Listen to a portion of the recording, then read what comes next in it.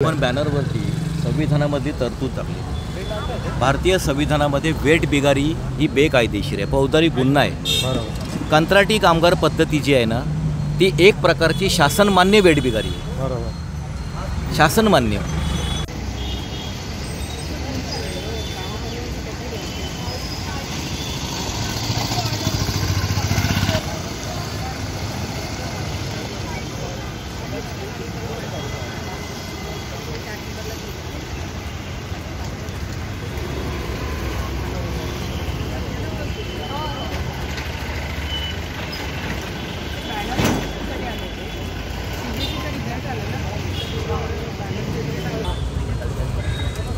नमस्कार, मी मिलिंद धुमाळे।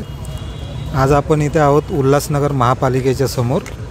कायद्याने वागा लोक चळवळीचे अध्यक्ष राज असरोणकर यांचं इथे उपोषण चालू आहे। मी जेव्हा या उपोषणासाठी इथे येत होतो, उल्हासनगरच्या स्टेशनला उतरल्यानंतरच बाजूच्या जी उल्हास नदी आहे, मला वाटतं ती वालधुनी नदी आहे, त्या नदीमध्ये इतकी दुर्गंधी होती की मी चालत असताना मला त्या दुर्गंधीचा त्रास झाला। उल्हासनगरचं जे नाव आहे उल्हास, मला त्याच्यामध्ये तो उल्हासच दिसला नाही खरं म्हणजे। आणि त्याच्यानंतर मी इथे दाखल झालो। उपोषणाचा आज पहिला दिवस आहे।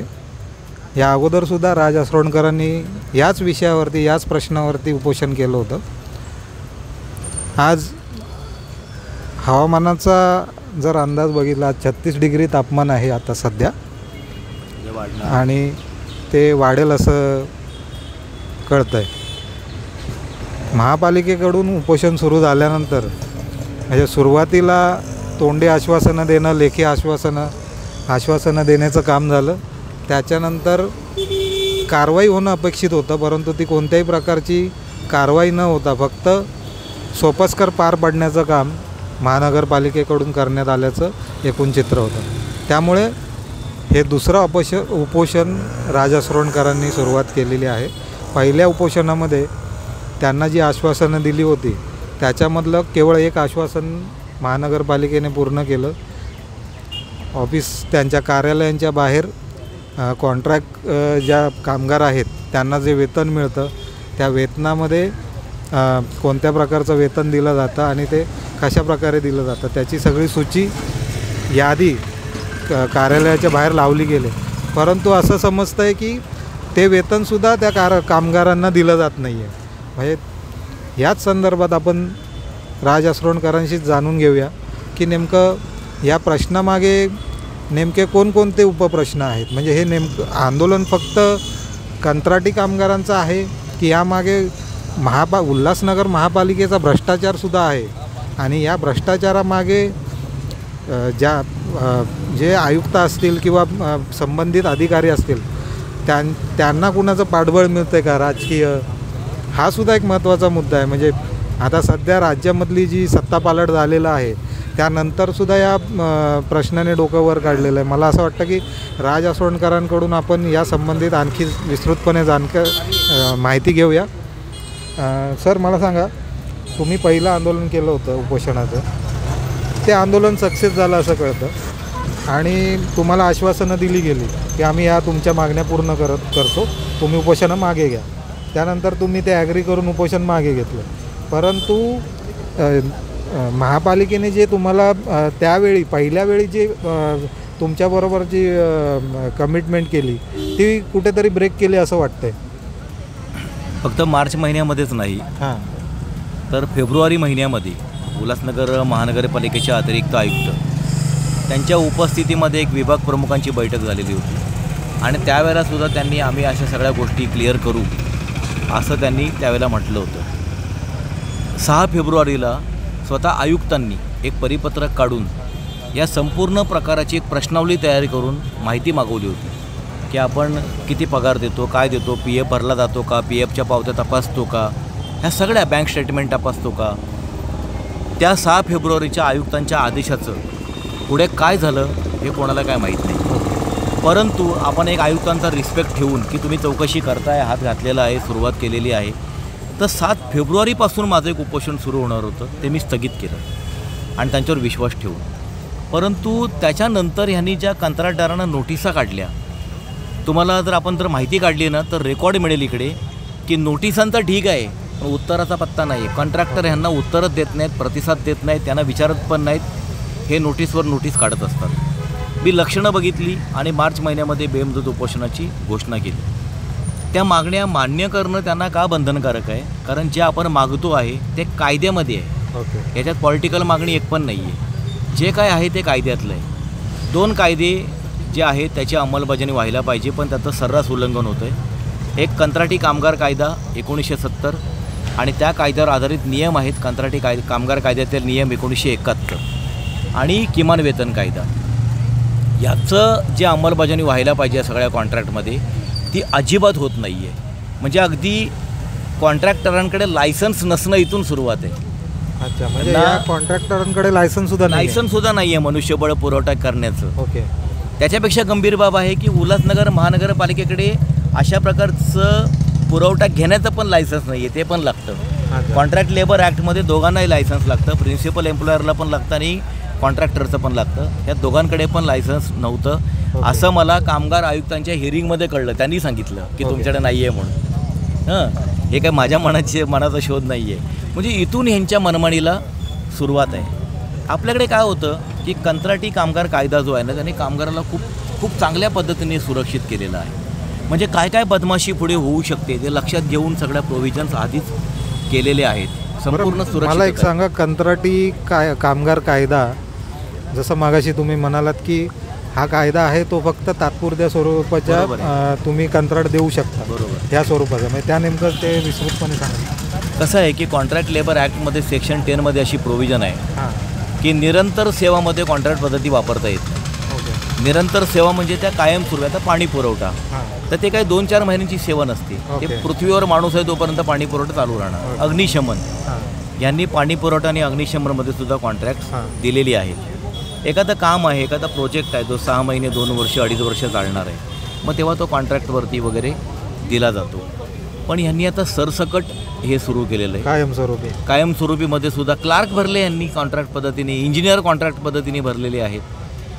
तर त्याच्यामुळे मुद्दा काय आहे, ठीक आहे तुम्हाला असं वाटतं की कंत्राट पद्धती ही योग्य पद्धती आहे, पण त्यासाठी सुद्धा काहीतरी कायदा आहे. त्या कायद्याचं पालन झालं पाहिजे. जो पगार हक्काचा आहे तो मिळाला पाहिजे. आपल्याकडे कॅटेगराईज केलेलं आहे कुशल, अर्धकुशल, अकुशल. आता जोपर्यंत उद्योगांमध्ये हे सगळं निगडीत होतं तोपर्यंत तुम्ही कुशल अर्धकुशलमध्ये डिफरन्शिएट करू शकत होतात. पण तुम्ही पदवीधर आणि याच्यामध्ये कसं काय कुशल अकुशल आणि वगैरे करणार गोष्टी? बरोबर. त्याला काय लावणार क्रायटेरिया? शिक्षणाच्या ठिकाणी क्रायटेरिया काय लावणार? तर हे महानगरपालिका ज्या उद्योगांमध्ये आलेले आहेत आणि ह्या कामगारांना, कर्मचाऱ्यांना, सुशिक्षित बेरोजगारांना, जे बिचारे पदवीधर पोस्ट पदवीधरसुद्धा आहेत, अशा लोकांना त्यांनी त्या अकुशल, अर्धकुशल आणि कुशलच्या कॅटेगरीमध्ये आणलेलं आहे. आणि मिनिममचा अर्थ काय आहे? मिनिममचा अर्थ आहे की ह्याच्या खाली देऊ नये. उल्हासनगर महानगरपालिका एवढी नमुनेदार महानगरपालिका आहे की त्यांनी किमान वेतनाच्या खाली कॉन्ट्रॅक्टरचं बिलो टेंडर्स पण स्वीकारले. किमानच्या पण खाली 20% बिलो स्वीकारलेलं आहे. आणि वर ते त्याचं डिफेंड करतात की त्यावेळेला असं झालं होतं, कॉन्ट्रॅक्ट दिलं होतं, मग कॉन्ट्रॅक्टरची चूक नाही आहे. तर मी म्हटलं ठीक आहे, कॉन्ट्रॅक्टरची चूक नसेल, पण कंत्राटी कामगार कायद्यामध्ये 21(4) जे सेक्शन आहे त्यानुसार कंत्राटदाराने पगार नाही दिला किंवा कमी दिला तर तो द्यायची जबाबदारी महानगरपालिकेची असते. त्यामुळे तुमच्या टेंडरमध्ये जर चूक झाली असेल तर उरलेला पगार द्यायची जबाबदारी तुम्ही किमान वेतन कायद्याप्रमाणे घेतली पाहिजे. ते सगळा टाईमपास करतायत आणि त्यांना रस नाही आहे कंत्राटदारावर कारवाई करायची. कारण प्रशासन आणि कंत्राटदार यांचं रॅकेट आहे.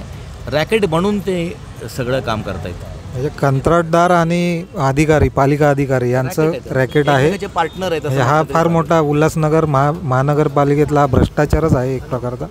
माझ्यासमोर मला वाटतं पालिका अधिकारी सासे आले होते. त्यांनी तुम्हाला पत्र देण्याचा प्रयत्न केला आणि चर्चा करूया म्हणून असं म्हटलं होतं. परंतु मला असं वाटतं की चर्चा तुमची अगोदर पण झाली होती. 8 महिने सुरू आहे चर्चा. 8 महिने ही चर्चा सुरू आहे. म्हणजे पालिका अधिकारीसुद्धा वेळ काढूपणा करतात आणि फक्त त्यांचं सोपस्कर पार पाडतात. पालिका अधिकाऱ्यांची धडपड चालू आहे की ह्या आंदोलनामध्ये जे कामगार सामील झाले आपल्या हक्कासाठी, त्यांना धाकधपाडशा दाखवून, दम देऊन, त्यांना नोकरी घेऊन काढायची भीती देऊन त्यांना कसं इथून बाजूला काढता येईल आणि राजहंस्फोटकरांना एकटं कसं पाडता येईल, त्यांची ही धडपड सुरू आहे. कायद्याची अंमलबजावणी करण्यापेक्षा किंवा किमान वेतन कसं मिळेल, त्यांना अधिकार कसे मिळतील, यापेक्षा हे आंदोलन चिरडून कसं टाकता येईल आणि पुढे कुठल्या कामगारांनी हिंमत करता कामा नये अधिकार किंवा हक्क मागण्याचं, तर त्यांची सगळी धडपड ती सुरू आहे. पुढच्या जुलै महिन्यामध्ये एक कॉन्ट्रॅक्ट संपुष्टात येते, म्हणजे त्याचे पिरियड संपुष्टात येते. तर त्या कॉन्ट्रॅक्टमधले खूप कामगार जे आहेत ते मोठ्या संख्येने आपल्या आंदोलनामध्ये सामील आहेत. यांचं प्लॅनिंग चालू आहे की ते कॉन्ट्रॅक्ट संपलं की ते कामगार परत घ्यायचेच नाही, त्यांना आणायचंच नाहीत. म्हणजे मोठ्या संख्येने ह्या आंदोलनामधून काही कामगार बाहेर जातील. मला लाज वाटते, म्हणजे ही या लोकांची कमाल आहे. लाज वाटली पाहिजे या लोकांना की 1,00,000-2 लाखांचे पगार घेणारी मंडळी आहेत आणि त्या कामगारांच्या पगारावर त्याच्यामध्ये पण त्यांना वाटमारी पाहिजे. आणि फक्त पगारामधली वाटमारी नाही आहे, PF ही किती गंभीर गोष्ट आहे. PFचे पैसे नाही भरले की गुन्हे दाखल होतात. बरोबर. 2200 रुपयाचा PF घेतला जातो, 900 भरले जातात. 2200 पैकी 900 फक्त. 700 रुपयाचं आरोग्य विमा घेतला जातो, 300 भरले जातात. एकतर शार्प नावाची कंपनी आहे, आपले कामगार कार्यकर्ता आहे नितीन साळवे, त्याची बायको आजारी पडली, तिचं ऑपरेशन करायचं होतं, तर त्याला कामगार विमामधून ती ट्रीटमेंट करायची होती. त्याने आपल्या कंपनीकडे कार्ड मागितलं. खूप टाळाटाळ केल्यानंतर नंतर आम्हाला चौकशी केल्यावर कळलं की ती कंपनी आरोग्य विमामध्ये रजिस्टर्डच नाही आहे. अरे बापरे. मग मुद्दा असं निर्माण होतो की जी कंपनी रजिस्टरच नाही तिला तुम्ही प्रत्येक कामगारामागे आरोग्य विमाचे 700 रुपये देत आहे एवढ्या सगळ्या लोकांचे, ते कसले देत आहे मग? कसले? आणि एक तेवढीच कंपनी नाही तर कुठल्याही बाकीचे जे कंत्राटदार आहेत ते पैसे भरतायत की नाही भरतायत, त्याच्या पावत्या तपासल्या जात नाहीत, त्यांचं बँक स्टेटमेंट पाहिलं जात नाही. खरं म्हणजे कायद्यामध्ये आणि ह्यांच्या स्वतःच्या टेंडर कंडिशनप्रमाणे बँक स्टेटमेंट, PF, ESISच्या पावत्या तपासल्यानंतरच त्यांना बिल द्यायचं आहे, असं टेंडर नियम आहे. टेंडर कंडिशनमध्ये पण आहे, नियम पण आहे, टेंडर कंडिशनमध्ये पण आहे. ते नाही पाळत आहेत बिल. त्यांचं चालू आहे की कोणी आमच्या विरोधात बोलायचं नाही, बोललात तर आम्ही ते आंदोलन दडपण्याचा प्रयत्न करणार. आणि चर्चा भरपूर झालेली आहे. आयुक्तांकडे माझी चर्चा झालेली आहे 2 वेळा, ॲडिशनल कमिशनरकडे झालेली आहे. मागच्या वेळेलासुद्धा त्यांचे अधिकारी आले, पत्र त्यांनी आयुक्तांच्या सहीने दिलेलं आहे. माझी आयुक्तांना विनम्र रिक्वेस्ट आहे, तुमच्या सहीचं पत्र आहे, तुम्ही ते पाळलं पाहिजे. बरोबर. आपण ऐकलं जातं की किती मोठ्या प्रमाणातला भ्रष्टाचार उल्हासनगर महापालिकेत चालू आहे आणि अक्षरशः म्हणजे नियम धाब्यावर बसवून आणि ज्या कंपनीकडे कुठल्याही प्रकारचं लायसन्ससुद्धा नाही आहे किंवा कुठल्याही प्रकारचं ते कामगारांचे PF भरत नाही आहेत, कोणत्याही प्रकारे त्यांना वेतन दिलं जात नाही आहे आणि अशा परिस्थितीतही हे कंत्राट पुरवलं, म्हणजे कंत्राट चालूच आहे कंटिन्यू. तर ही फार मोठी मला गंभीर बाब वाटते. तुम्हाला काय वाटतं की यामागे यांना राजकीय पाठबळ मिळतं आहे अधिकाऱ्यांना, किंवा हा भ्रष्टाचार पण राजकीय पातळीपर्यंत पोचलेला असं वाटतं की कोण याच्यामध्ये सहभागी आहे? तुम्हाला काय वाटतं? खरं म्हणजे ज्या पद्धतीने सगळं डॉक्युमेंटेशन झालेलं आहे आणि सगळी माहिती ज्या पद्धतीने कागदावरती आलेली आहे, तर अधिकाऱ्यांना मनातून ही भीती वाटायला पाहिजे होती की हे आपल्या अंगलट येऊ शकतं आणि आपल्यावर कारवाई होऊ शकते. उद्या जर हे हायकोर्टामध्ये वगैरे प्रकरण गेलं तर हे सगळे लोक जेलमध्ये जातील, इतकं गंभीर प्रकरण. परंतु त्यांचं ह्या अधिकाऱ्यांचा आणखी एक प्रॉब्लेम असा आहे की महाराष्ट्र शासनाची एक डेप्युटेशन पॉलिसी आहे. त्या डेप्युटेशन पॉलिसीप्रमाणे कुठल्या अधिकाऱ्याने कुठल्या डिपार्टमेंटला किती कालावधीसाठी कसं जावं डेप्युटेशनवरती, त्याची प्रक्रिया काय असणार, याचा 2016मध्ये एक GR आपल्याकडे आहे महाराष्ट्रात. हे जे अधिकारी आलेले आहेत त्या डेप्युटेशन पॉलिसीचं उल्लंघन करून डावलून आलेले आहेत. हे राजकीय पाठबळानेच आलेले आहेत. राजकीय पाठबळाच्या सोबत अजूनसुद्धा काहीतरी तिथे वजन त्यांनी ठेवलं असण्याची शक्यता आहे. मंत्रालयामधून ही गोष्ट फार खात्रीशीर सांगितली जाते की मंत्रालयामध्ये आजच्या तारखेला अशी परिस्थिती आहे की तुम्हाला महानगरपालिकेमध्ये जिथे कुठे तुम्हाला नेमणुका पाहिजे असतील तुम्ही तिथे जा, तुमचं वजन वापरा, जे काय फंडे आहेत तिथले ते वापरा आणि तुम्हाला महाराष्ट्रातली कुठलीही महानगरपालिका तिथे मिळू शकते. अशा सध्या परिस्थिती आहे. तुमच्यासाठी पदं निर्माण जास्त किंमत चुकवली तर तुमच्यासाठी पदं पण निर्माण केली जातात. जर एखादे अधिकारी जर मोठा खर्च करून जर कुठल्या महानगरपालिकांमध्ये जर गेले असतील तर स्वाभाविक आहे की त्यांचा जोर कशावर राहणार की तो खर्च वसूल केला पाहिजे. अशा छोट्या कुठल्या ना कुठल्या मार्गातून ते करणार. इतकं गंभीर प्रकरण असताना पण त्यांना भीती वाटत नाही आहे. याचा अर्थ कुठेतरी राजकीय पाठबळ, राज्यामधले सत्तेमध्ये बसलेलं जे शिंदे फडणवीसांचं सरकार आहे त्याचं कुठे ना कुठेतरी राजकीय पाठबळ याला नक्की आहे. नाहीतर हे बाळासाहेबांचं हिंदुत्व, आनंद दिघेचं हिंदुत्व हे जर प्रामाणिक असतं तर कुठल्याही कंत्राटदारांनी ह्या मराठी मुलांचं शोषण करण्याची हिंमतच केली नसती. पण ते एवढं बिनधास्तपणे शोषण करतायत, त्यांना भीती वाटत नाही आहे. ते कंत्राटदार यांना सरळ सांगतात तुमको जिधर जाना है उधर जाओ, म्हणजे कुठे जाओ. अच्छा. तर त्याच्यामुळे राजकीय पाठबळ असल्याशिवाय होत नाही आहे. कॉन्ट्रॅक्टर जे आहेत ते सत्ताधारी पक्षातली जी नेते मंडळी आहेत तर त्यांच्या मांडीवर बसणारे सगळे कॉन्ट्रॅक्टर आहेत. अच्छा. त्यांच्या उठण्या बसण्यातली कॉन्ट्रॅक्टर मंडळी आहेत. बरं, इथे आपण असं म्हणावं की बाबा आता एक समजा तो शिंदे गटांची शिवसेना आहे तर त्यांचं काहीतरी समजा राजकीय आहे तर बाबा ते उद्धव ठाकरे गटाचे तरी लोक त्याच्यामध्ये आवाज उठवतील तर त्यांची पण कॉन्ट्रॅक्ट आहेत, त्यांची पण कॉन्ट्रॅक्ट आहेत. तर इथे म्हणजे सर्वपक्षीय सरकार आहे ते, म्हणजे भ्रष्टाचार आहेत. मग याच्यामध्ये असंही वाटतं कुठेतरी की एक माणुसकीचा सुद्धा एक मुद्दा आहे याच्यामध्ये. म्हणजे तुमच्या अधिकारी जो वर्ग आहे, जसं तुम्ही म्हणालात की गलेलट्ट पगार आहे त्यांना, म्हणजे लाखोच्या घरात त्यांना पगार वगैरे मिळतात, शिवाय इतर भत्तेसुद्धा सगळं मिळतं त्यांना, वेळेवर मिळतं. 5वा वेतन आयोग आहे, 7वा वेतन आयोग आहे. आता सध्याच आपण बघितलं की एक निवृत्ती वेतनाचा एक मुद्दा गाजला होता देशभरामध्ये आणि त्यानंतर सरकारने त्याच्यामध्ये पावलं उचलली आणि तो मुद्दा तडीस नेला. मग हा जो अधिकारी वर्ग आहे तो आपल्या खालच्या वर्गाचा जे कर्मचारी वर्ग आहे त्यांचा अशा प्रकारे जे शोषण करतो आहे त्याच्यामध्ये कुठेतरी माणुसकीचा सुद्धा मुद्दा आहे ना. म्हणजे तुम्ही त्यांना पगार जो ठरवला आहे त्याचं एक स्पेसिफिक कसं आहे, म्हणजे 24,000 पगार आहे आणि त्यांना 10,000 आपल्याकडे होतं की ही जी अकुशल, अर्धकुशल आणि कुशल अशी कॅटेगरी त्यांनी केलेली आहे. तर त्या कॅटेगरीमध्ये आपण जर गेलो तर एक मूळ वेतन असतं. हे मूळ वेतन अकुशलमध्ये एक 11,800 असं समथिंग मूळ वेतन आहे. अर्धकुशलमध्ये त्यापेक्षा थोडं जास्त, कुशलमध्ये 14,000. ह्या सगळ्याबरोबर दर 6 महिन्याला एक महागाई भत्ता अपडेट होत असतो. आताच्या ह्या 6 महिन्यामध्ये 7,000पेक्षा जास्त महागाई भत्ता आहे. आपण कुशलचं विचारलं तर 14,000 गुणिले 14,000 आणि अधिक 7,000 ते 21,000 हे त्याचं किमान वेतन असलं त्याचं होऊन जातं. ओके. त्याच्यामध्ये 8% PF हा त्याचा एम्प्लॉईचा भाग असतो, तो कापला जातो. 21,000मधले 8% PFचे कापायचे, पण 5% HRA ॲड होतो.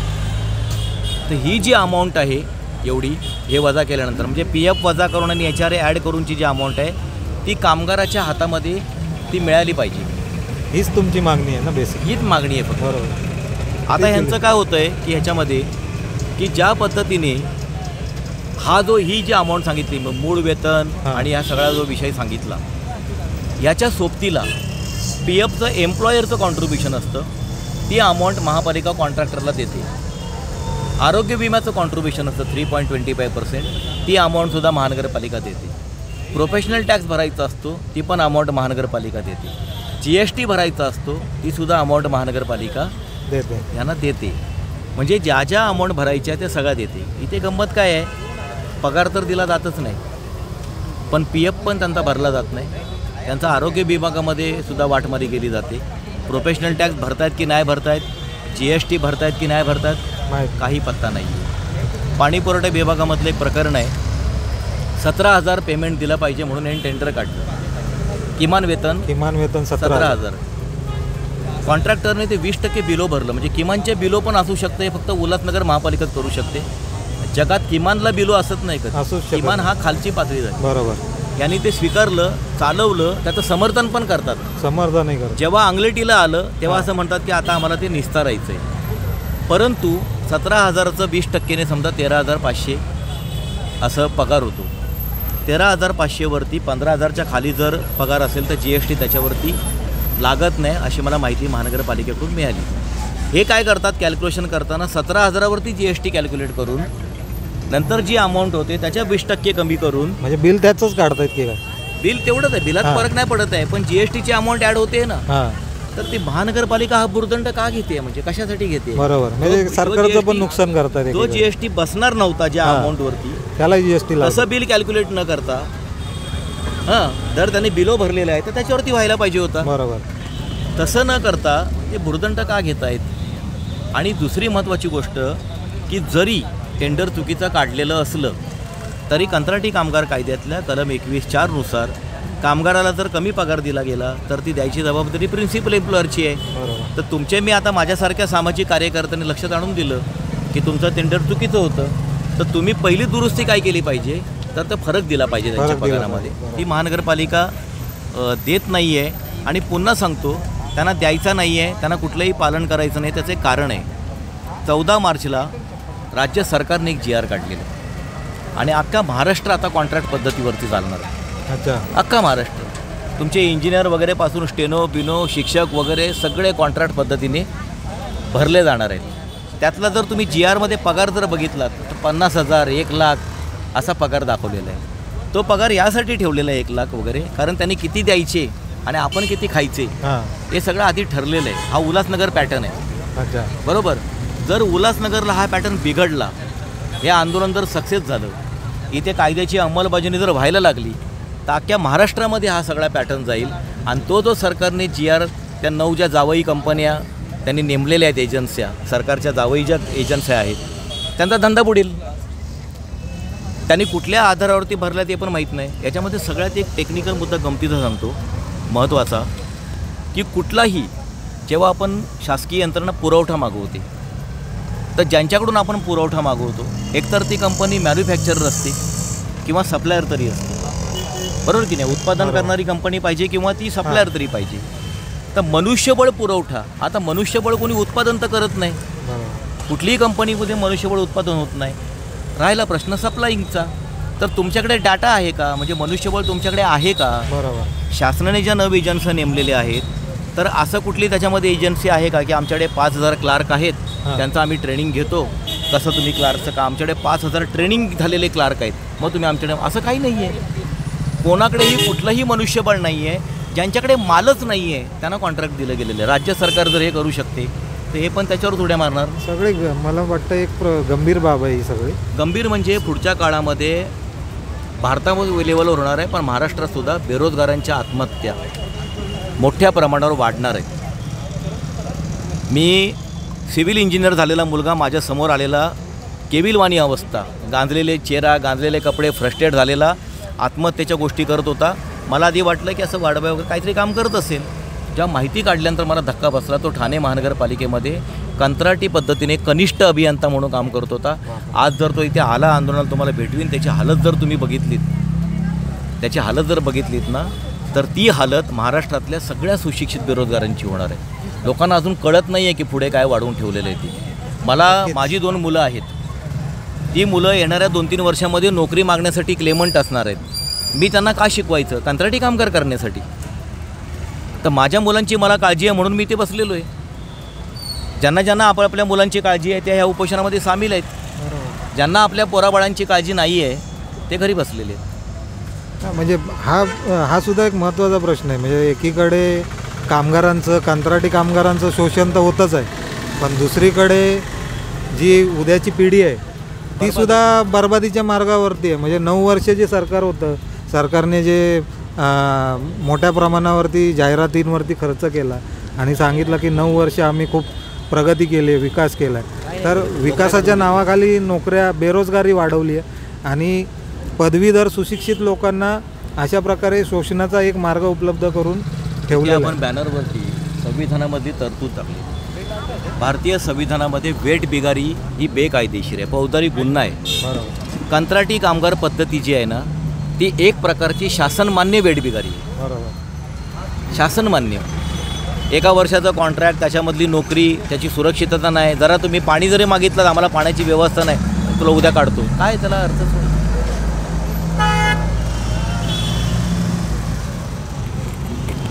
तर हा खूप महत्त्वाचा आणि एक गंभीर विषय उल्हासनगर महानगरपालिकेच्या समोर सध्या सुरू आहे आणि शासन पातळीवरती फार उदासीनता नेहमीप्रमाणे दिसते आहे. फक्त सोपस्कर करायचे कायद्याच्या म्हणजे एक शासन पातळीवरती कागदोपत्री व्यवहार करायचे, चर्चा करण्याचा एक बनाव निर्माण करायचा, मात्र प्रश्न सोडवायचा नाही, तसाच भिजत घोंगडं घालून ठेवायचं आणि जो कष्टकरी समाज आहे, जो कामगार वर्ग आहे, त्यांना कुठेतरी मला असं वाटतं की शोषण करून त्यांचा कुठेतरी एक प्रकारे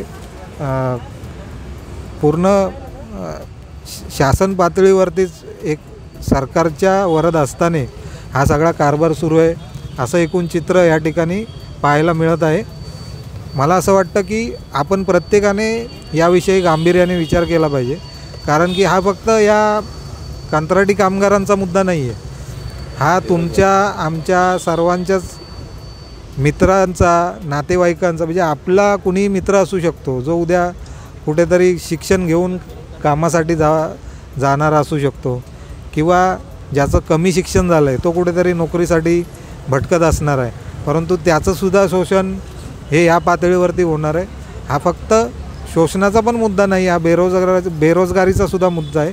कारण की बेरोजगारी इतकी प्रचंड आहे की लोक वाटेल त्या पगारावरती काम करायला तयार आहेत, आणि तो वाटेल त्या किंमत मोजून लोक आपला जीवसुद्धा धोक्यात घालायला इथे मजबूर झालेले आहेत. आणि हे सगळं शासन प्रशासकीय पातळीवरती होतं आहे, हे फार दुर्दैवी आहे. तर मला असं वाटतं की आपण सर्वांनी याचा एकदा गांभीर्याने विचार करावा, आणि जर तुम्हाला असं वाटत असेल की हा मुद्दा महत्त्वाचा आहे, गंभीर आहे, तर आपण सर्वांनी या प्रश्नावरती सहकार्य करणं अपेक्षित आहे. धन्यवाद.